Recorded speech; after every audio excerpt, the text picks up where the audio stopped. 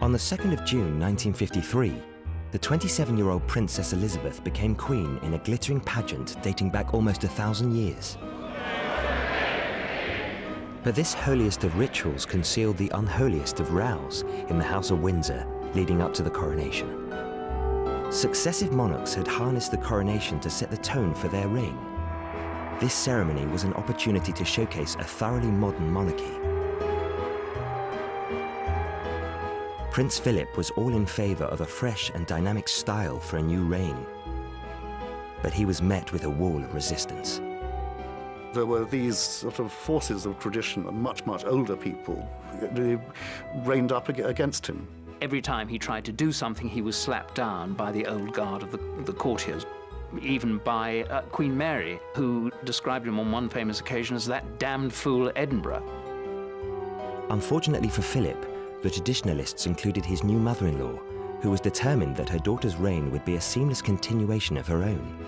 The Queen Mother was very protective of her dynasty, and nothing and no one was going to get in the way of that. The scene was set for conflict.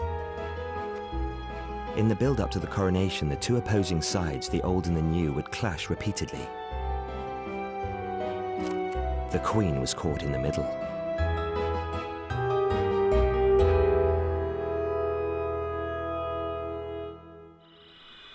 This is London.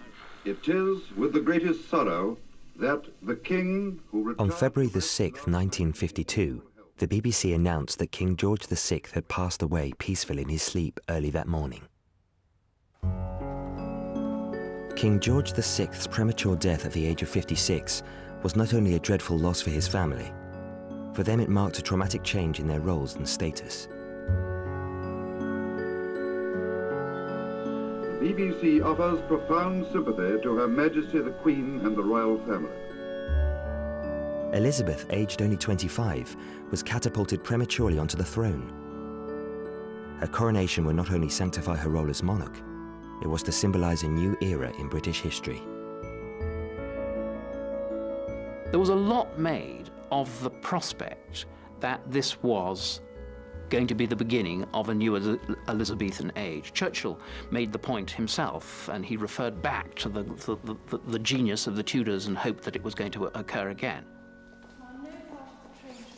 The coronation was to be the perfect tonic for post-war austerity.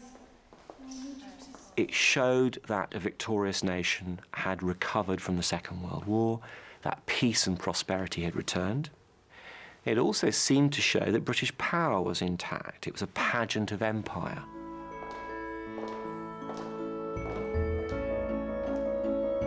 The stakes were high, and with so many expectations riding on the coronation, 16 months were given to plan and rehearse this event. But to choreograph the royal family's new roles would be an even more demanding task. And the Queen Mother and Prince Philip found they were moving to very different rhythms.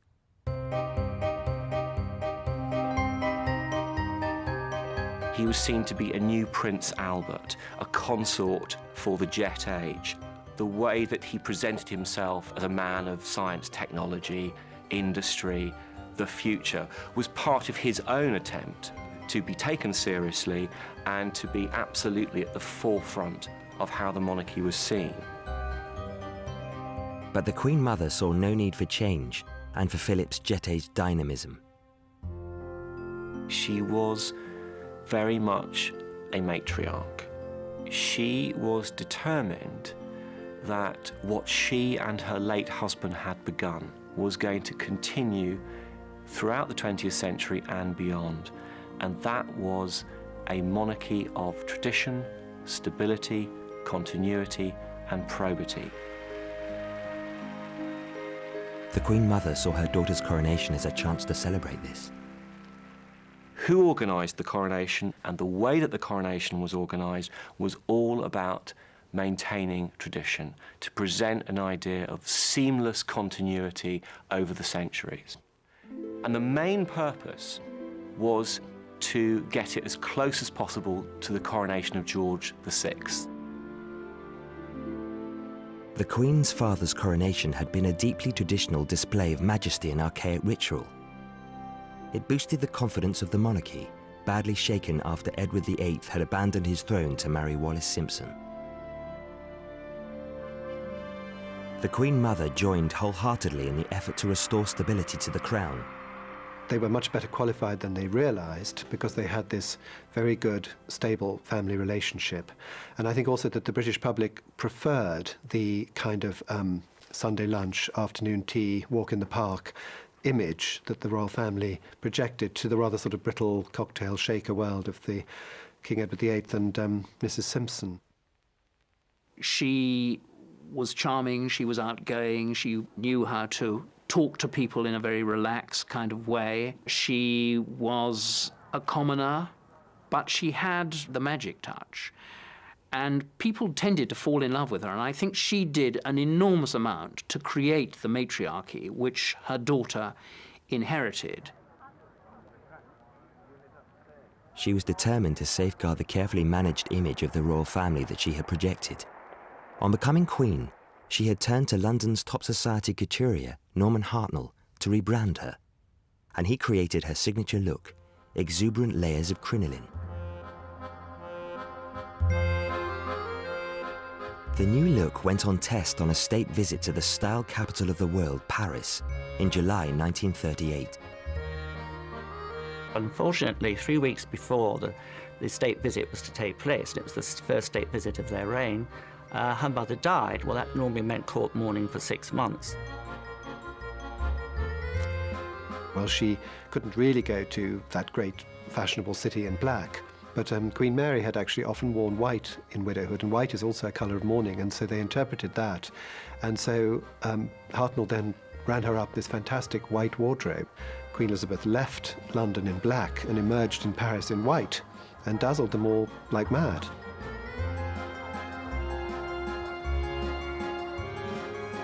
Hartnell's designs made the Queen Mother a fashion sensation, the Jackie Kennedy of her day. But the new royal chemistry really began to fizz when the Queen Mother met the infamously gay photographer, Cecil Beaton. Cecil Beaton was summoned to Buckingham Palace to photograph Queen Elizabeth, and out came more versions of this white wardrobe. And of course, between the two of them, they created, in a way, this new image. What better hands could she have fallen into than the hands of Norman Hartnell and Cecil Beaton, both of whom had an immense flair and style. Flanked by these camp generals, the Queen Mother had rebranded the royal image. They had captured that elusive thing, a fairy tale queen with a human face. Now she would call on them to spin their magic for her daughter's coronation, even as she herself, at the age of 51, was forced to stand aside. It must have been upsetting to see all that terrific deference, etc., all the power going to her daughter and herself elbowed into the shadows.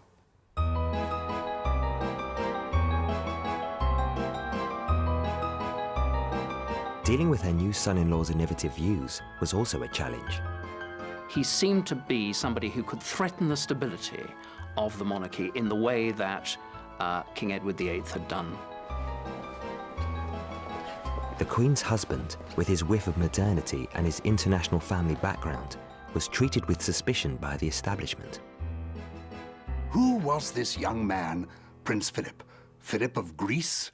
Was he a real prince? Where were his parents, for example? His father had died in France during the war. His mother was sort of in Greece, but who were they? His sisters, well, hadn't they all married Germans, and weren't some of those Germans Nazis? He was, to many people, a suspect character, the prince from nowhere.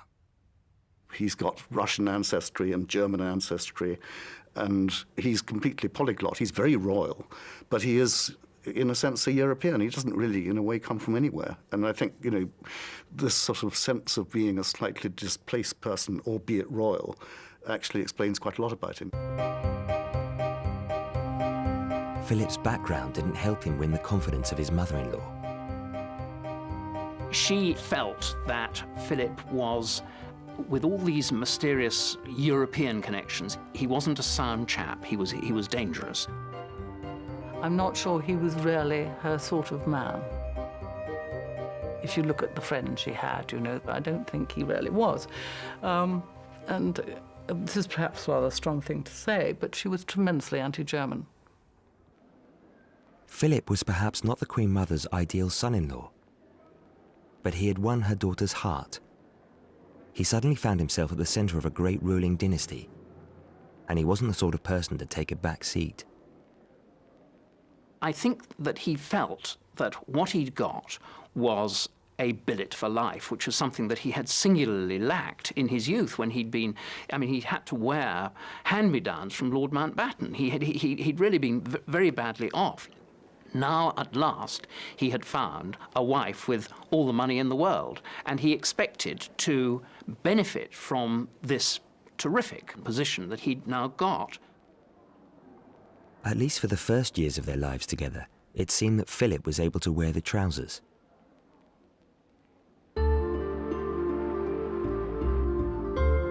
His career was taking off in the Navy, and in 1949 he was posted to Malta as first lieutenant of the destroyer HMS Chequers. When Prince Philip and the Queen, of course she wasn't, she was Princess Elizabeth then, lived in Malta, the sort of ordinary service life of a naval couple, it was probably the happiest, most normal period of their life. The Queen was terribly happy because, of course, she was then, quote, only a princess, and she was away from the public glare, and she was shielded by Mountbatten, who was the commander-in-chief locally, Uncle Dickie. So she became nearest to normal when she was actually in Malta as a naval officer's wife. But this break from royal life was to be short-lived. In July 1951, Philip and Elizabeth were summoned back to London. The king was gravely ill. It was Elizabeth's duty to be by his side, and Philip's to be by hers.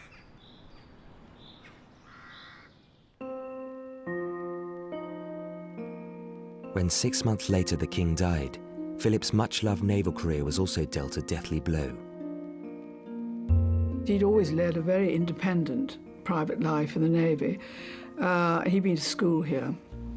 And I think that suddenly, from being sort of the Queen's husband and playing quite a big role like that, he suddenly realised, you know, that there he was walking 2 steps behind her sort of thing, you know. He said, when the late king died, everything changed. Within weeks, the dusty machinery of state creaked into action to plan the coronation.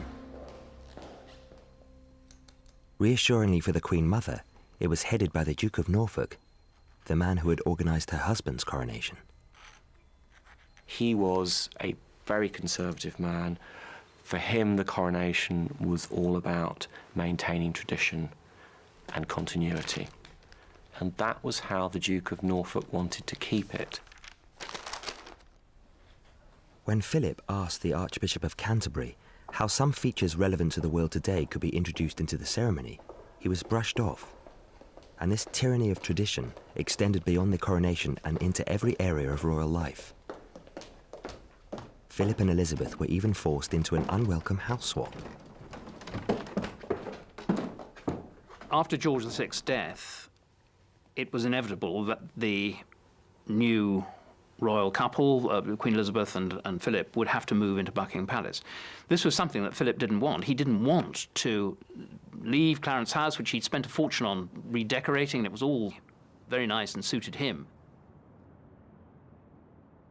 It was a small palace, but it was also like a large London home, and they enjoyed it there. They made a proper home of it. And when the Queen became Queen, Prince Philip's idea was that the family should continue at Clarence House. The official business could be done from Buckingham Palace, but their home would continue to be down the Mall at Clarence House. He produced a document setting out the reasons why this is the best way forward. His piece of paper was dismissed.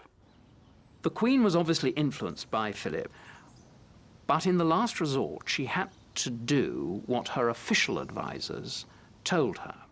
And so, When Churchill said they must move into Buckingham Palace, she had to go along with this. Prince Philip's view counted for nothing.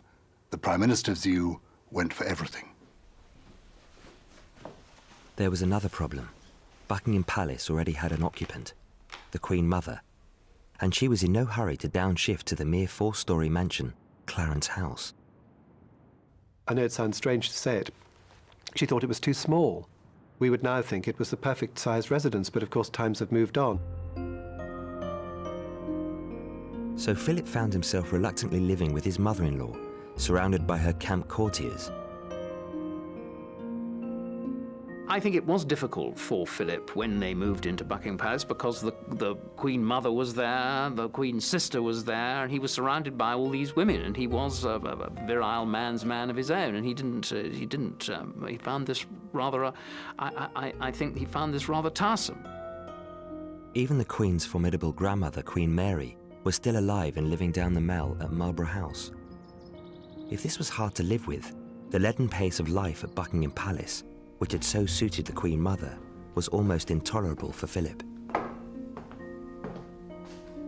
When he got there, he found this fusty, old-fashioned setup, and he felt that what was necessary was to modernize the whole place.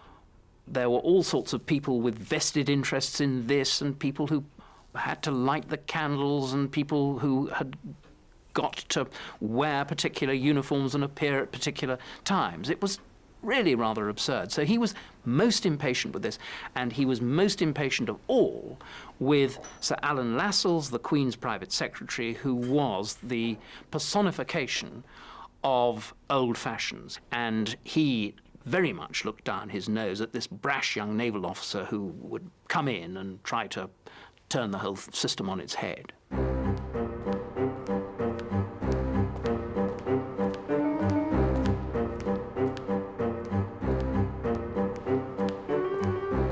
If you wanted to send a message to another member of the family in Buckingham Palace, you summoned a footman and you gave him a handwritten note which he put on a salver, and he walked half a mile to the other part of the palace and gave it to the other member of the family.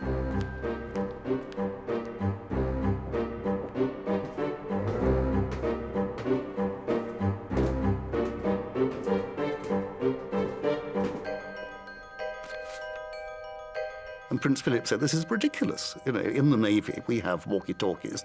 Why can't we have them in the palace? Well, of course, a certain sort of, palace bureaucrat was absolutely appalled at this idea. They'd always used footmen with salvers. You know, how could they possibly do anything else? The courtiers around the Queen, most of them worked for the Queen's father, were very much old-school English public school types. I think Princess Margaret called them the men with moustaches. Men who'd fought in the First World War, who'd all been to the same schools, who looked down on Prince Philip as a foreigner, and a penniless foreigner. Even if he might have been royalty, he wasn't first-class royalty.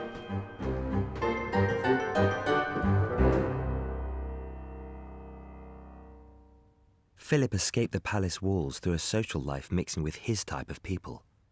He had had quite a colourful life before he was married, and it didn't take him long to resume the rather rackety existence that he had adopted as a young, licentious naval officer after Elizabeth and he got married. And certainly when she was preoccupied with her royal duties, he tended to be off in rather, shall we say, unsuitable company. Amongst those deemed unsuitable was the society photographer Baron Naum. He had photographed the royal wedding and was to become a candidate to take the official coronation portraits. His rival would be the Queen Mother's favourite, Cecil Beaton. While Beaton was notoriously camp, Baron was an infamous philanderer. Well, it was quite often we'd have to go and wake Baron up. Several times I had to sort of go up and shout up the stairs, and he'd roll out of bed, and there's always some woman there. Prince Philip found him rather fun, amusing. Quite often we helped him with his parties.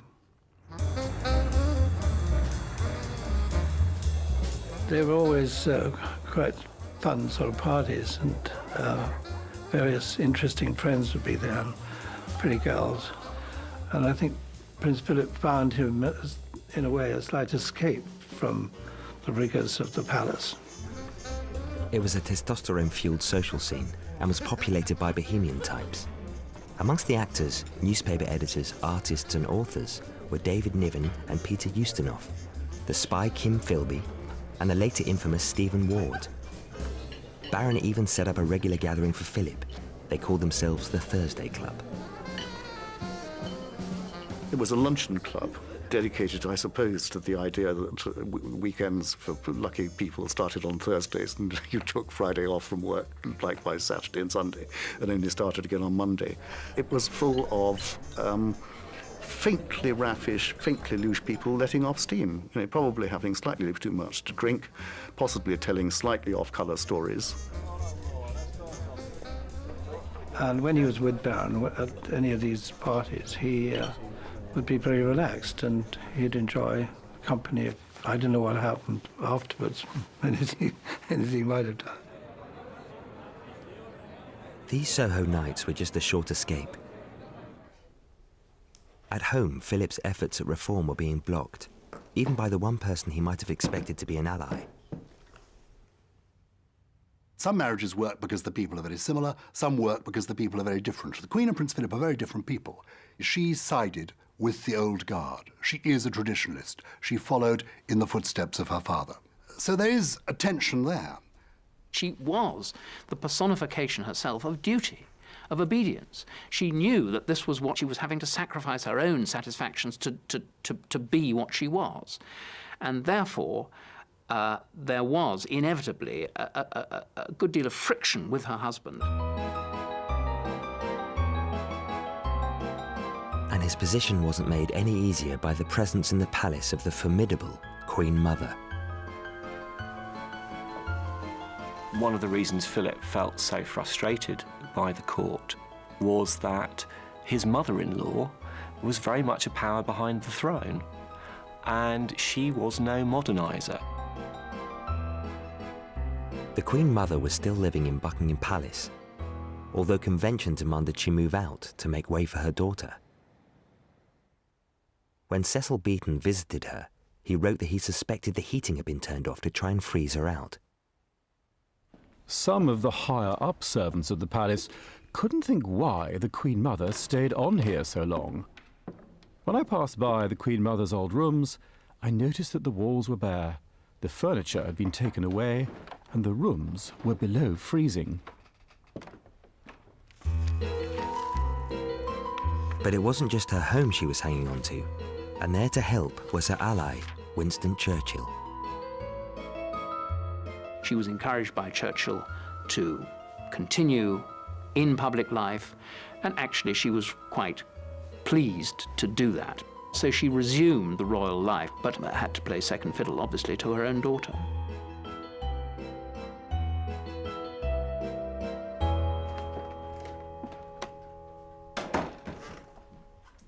Traditionally, a dowager queen would retire into the shadows, but this wasn't the case for the 52-year-old Queen Mother. Symbolically, Elizabeth ordered a dispatch box to be made for her, and even made her a Councillor of State, the first dowager queen in British history to become one. Although Philip was boxed in by the forces of tradition, he could see one way of making an impact on the House of Windsor. Perhaps the dynasty could have a new name. His name. There were issues here, of course. What was his family name? His family name ended in the word Glücksburg. Well, it was quite complicated, and I don't think anyone thought he was going to be called Glücksburg. He changed his name to Mountbatten when he became engaged to the Queen. So was the royal house to be called Mountbatten? It was very important to his uncle, Lord Mountbatten, who saw himself as a sort of kingmaker, as a power behind the throne, and it mattered a lot to him that he should be in some way associated with a royal house which included the word Mountbatten. Shortly after Elizabeth's succession, Mountbatten boasted at a dinner party that the House of Mountbatten now ruled. This got back to the Queen Mother and the Queen and Churchill, all of whom were horrified. I think I know exactly what the Queen Mother thought about Lord Mountbatten. I think I know pretty much what Lord Mountbatten thought about the Queen Mother. I think there was what you call a want of sympathy between the two of them and a considerable distrust on her part. Philip threw himself into the campaign to alter the family name with a brisk naval efficiency. When Prince Philip submitted a memo to the cabinet arguing in a very rational and moderate way that perhaps the royal family's name should now change from Windsor to Mountbatten, the cabinet unanimously, with the support of the rest of the royal family, the cabinet unanimously decided to keep the name of Windsor. And Prince Philip, I think he was upset about that because, that was about the only sort of dynastic contribution that he could make. That did infuriate him. He wasn't hung up on the name Mountbatten. I think it annoys him when people think he was obsessed that the family should be called Mountbatten. It was the principle that he was not able to hand on to his children his family name. The stakes for Philip were high. A name change would have acknowledged his status. But on the 9th of April 1952, the Queen, siding with her family and advisors, signed a royal proclamation stating her descendants will be called Windsor. Philip allegedly responded to the news. "I'm just a bloody amoeba. I'm the only man in the country not allowed to give his name to his children." He did feel in some ways emasculated by this, infuriated, angered, antagonized. And I think it must have been difficult for the Queen in some ways because of not wanting to hurt her husband. To an extent, he was pushed on to one side. So I think that from the point of view of actually maintaining good marital relations, it was quite important that Prince Philip should be seen to have a job. Recognizing Philip's mounting frustration, she hoped to compensate him in some ways by giving him complete control over their children's education and over the royal estates. But in a more public gesture, Elizabeth also made Philip head of the Coronation Committee. The coronation was to be the biggest royal event of the 20th century, and Philip threw himself into the organisation with his characteristic gusto. There were lots of Commonwealth troops coming to the United Kingdom. They were stationed all over the country, and the Duke of Edinburgh, as chairman of the commission, thought that he should go and visit them all. Troops from around the empire, around the Commonwealth. So he looked at the logistics. He did this with his own private secretary, a guy called Mike Parker. The pair of them sat down with some maps, worked out where everybody was, decided the best way to do this would be by helicopter. That's the way it should be done, dynamically. They got a helicopter from the Royal Navy. Philip was in the Royal Navy. They borrowed this helicopter, and off they went to visit all these troops. Well, as the Duke of Edinburgh said to me, it caused quite a ruckus. And Churchill was furious because, as far as he was concerned, one travelled on horseback, basically, and he'd taken part in the last cavalry charge in British history.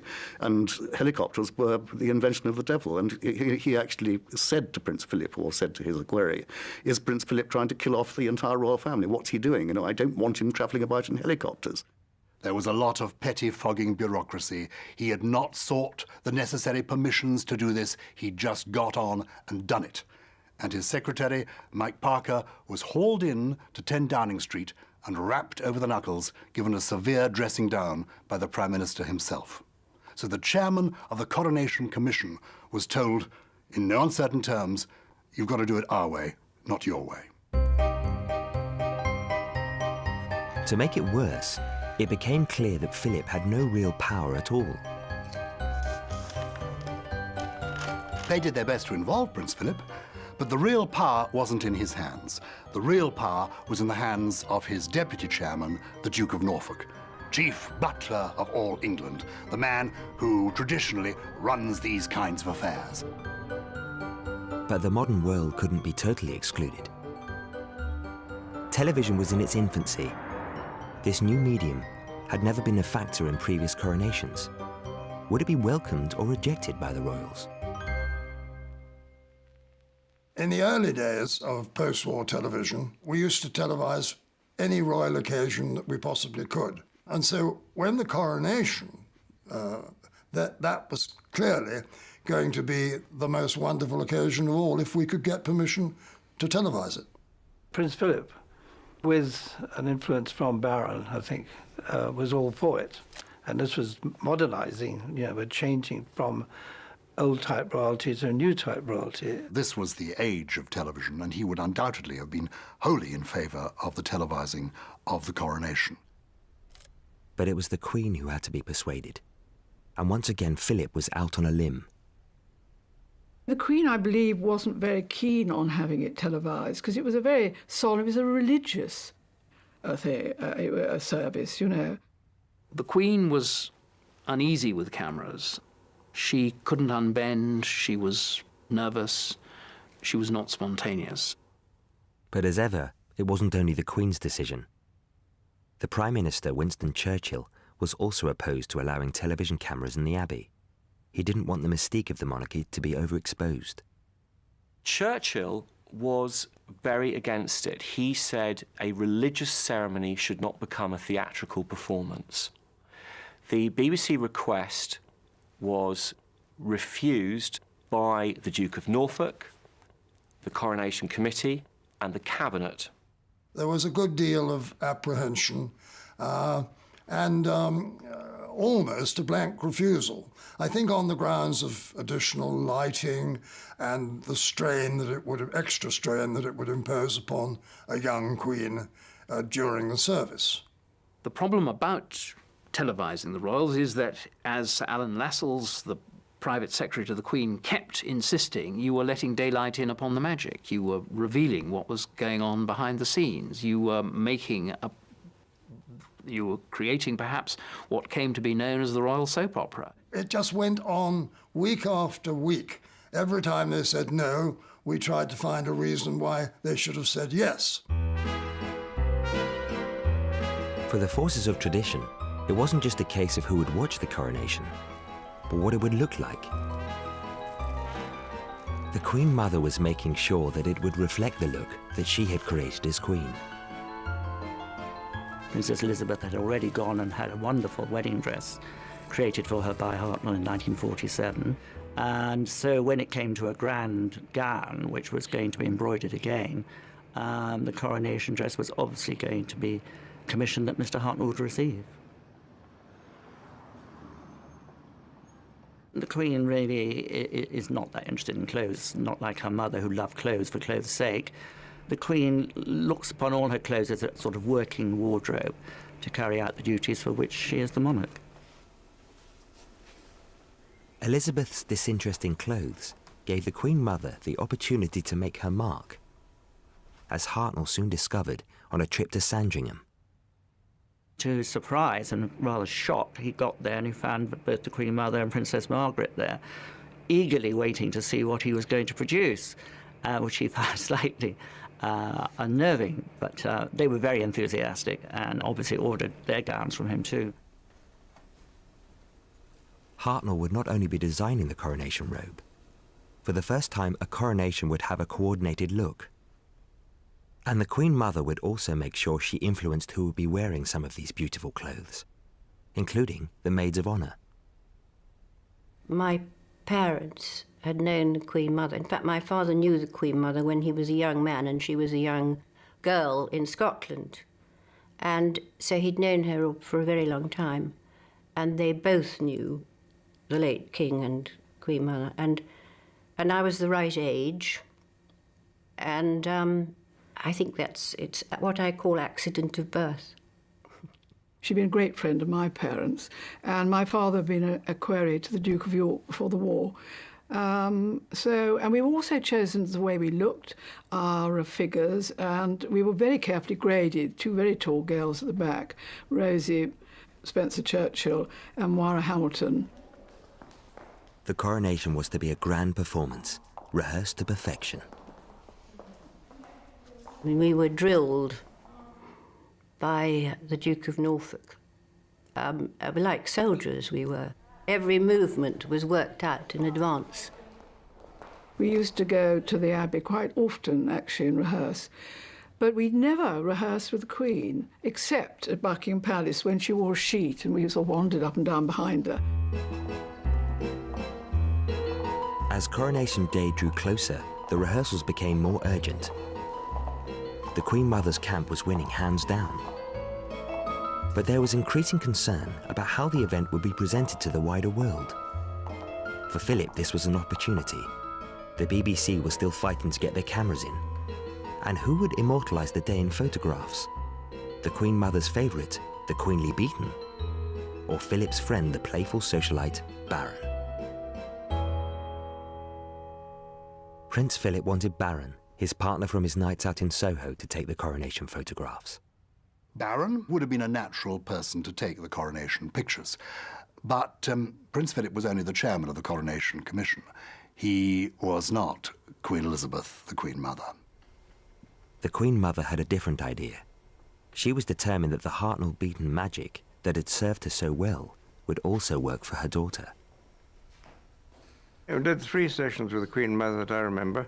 One was in the garden and in Buckingham Palace, and then one was in, I think, the Green Room. And then it was in the Green Room that he had a long chat with the Queen Mother. I remember him saying to the Queen Mother that he'd very much like to photograph the Queen. And she said yes, she thought that it would be possible. I think she was pretty good at getting her own way when she wanted to, if she felt it was important.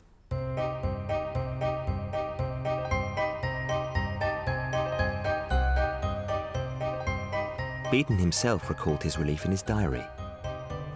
Baron, a most unexpected friend of Prince Philip's, has been taking all the recent pictures. So the call saying the Queen wanted me to do her personal coronation pictures comes as an enormous relief. I also had a short opportunity to thank the Queen Mother for what I am sure must have been her help in bringing about this coup for me. She laughed knowingly, with one finger high in the air.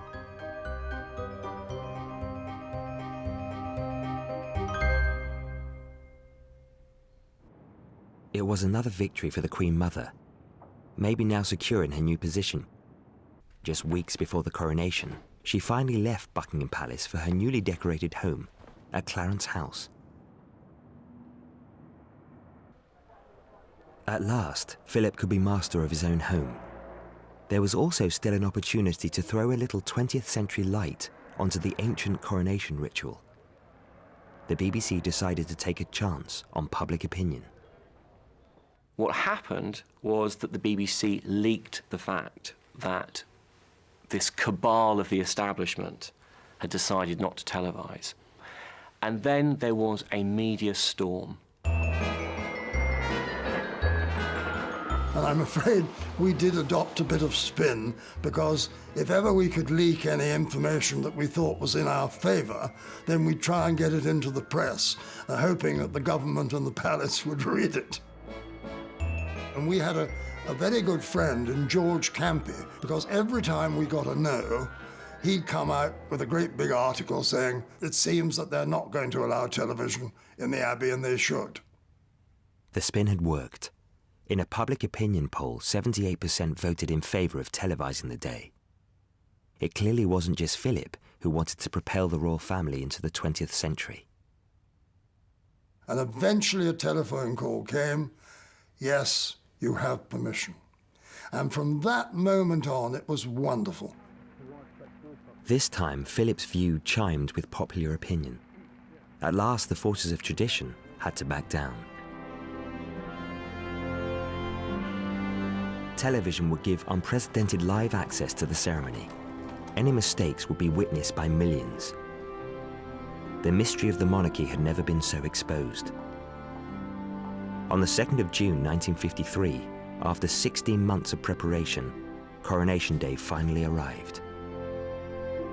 The nation was in a receptive mood, and some were even prepared to embrace a bizarre request. At that stage, monarchy had become a kind of state religion, really. It had become a form of Shintoism. And I think this is best illustrated by the order that went out to naval ratings in the RNVR who were going to line the route, and the order went out to them that they should refrain from alcohol and sexual intercourse for at least 48 hours before they lined the route of the procession, because otherwise they might be seen to contaminate the royal juju.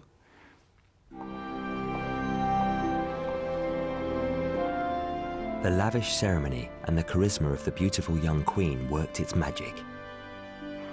On the day, Elizabeth could put the wrangles of the last 16 months behind her. Finally, it was her moment.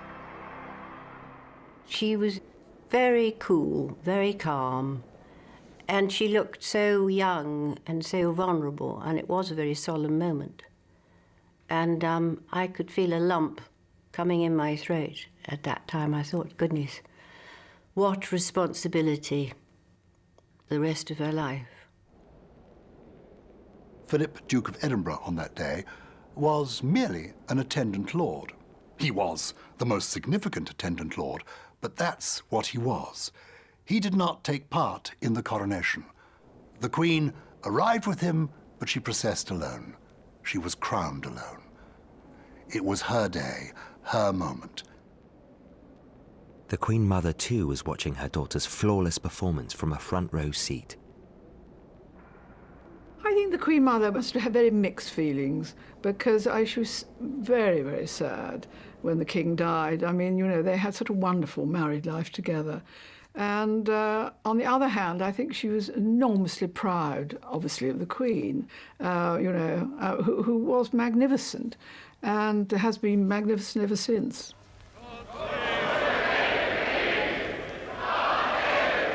Although Philip was technically just another of the Queen's subjects, he was at least the first among equals during the ceremony. He took his place in front of the peers with the Duke of Gloucester and the Duke of Kent as the three royal dukes, and each in turn paid homage to the Queen, promising to be liege man of life and limb and so forth, which was, in a sense, to, I suppose, mark, his particular role.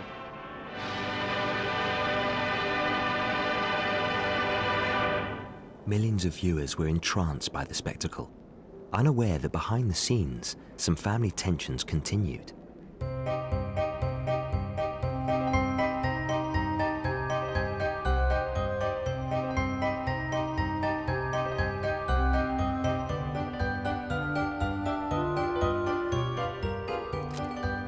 When they returned to the palace for the official photographs, Philip was no longer on his best behavior.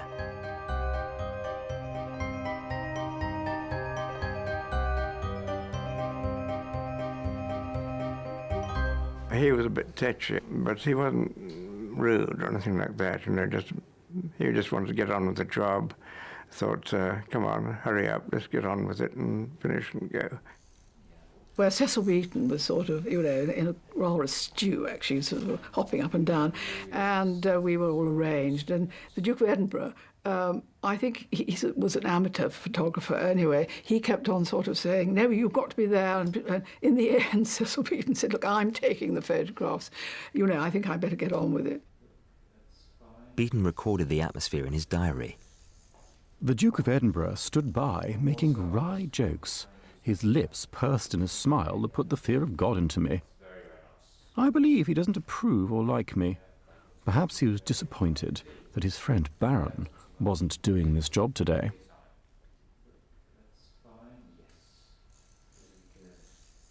Overall, the coronation had been a stunning success for the traditionalists. The Society diarist Chips Channon wrote, "What a day for England and the traditional forces of the world. Shall we ever see the like again?" Just as Philip had hoped, an ancient ritual had been given new life by television. The nation was entranced by the spectacle, and the following day it would be broadcast around the world.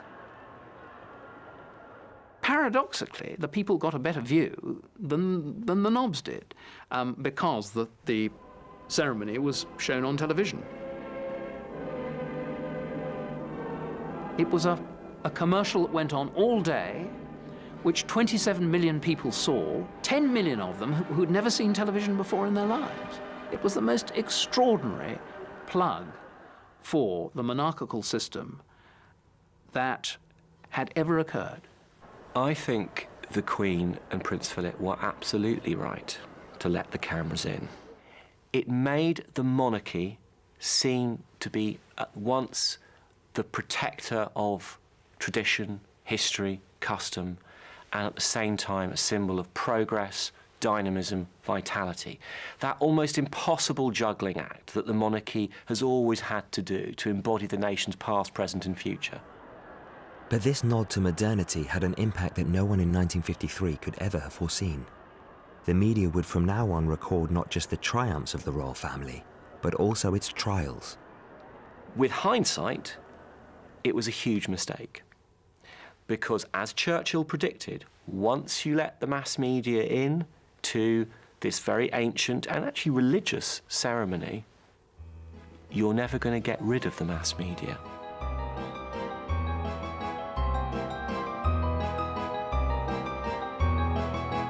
And for Philip personally, there was another symbolic victory.